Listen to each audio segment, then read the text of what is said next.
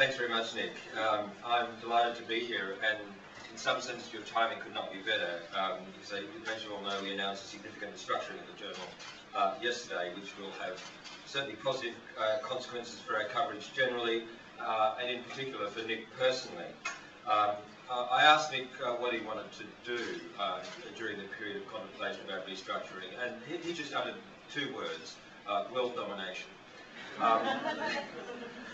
But actually we've had to divide it up. He's part of our troika, our triumvirate, or our trinity at the top of the Wall Street Journal, specifically responsible for global news. And I think that what you might have noticed since we arrived at the journal is that the first thing we did was create an international news section. Now, it wasn't the first time the journal in its history has had one, but unless you specifically assign space to the world, somehow the rest of the world seems to get lost.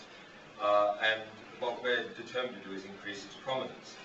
And really, the exciting thing about Dow Jones and News Corporation is that, quite genuinely, we're on the march where most news organisations are in full retreat, in particular from international coverage.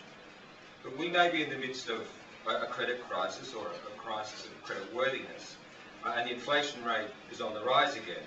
But the two defining trends of our age are digitalisation and globalisation, and the pace of that change continues to be exponential. It is interesting that a Chinese announcement yesterday about reducing fuel subsidies shook the oil market.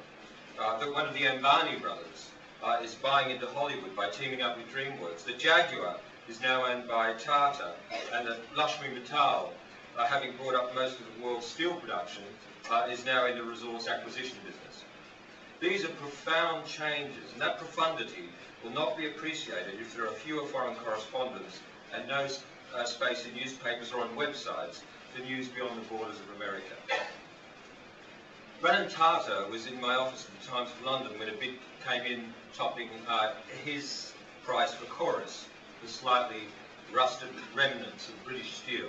Now, you should remember that back in the 1950s that Mao Zedong once made the grand promise, and this was indicative of greatness, that one day China would produce more steel than Britain.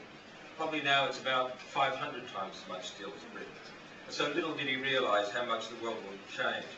Anyway, Mr. Tata was in my office, and one of my editors, the deputy business editor, appeared at my door.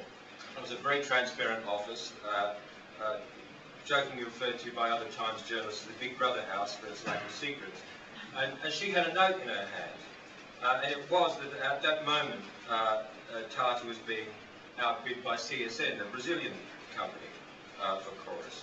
Now, I asked Ratan whether he'd like to leave, given that his phone was buzzing, and as were those of his advisors.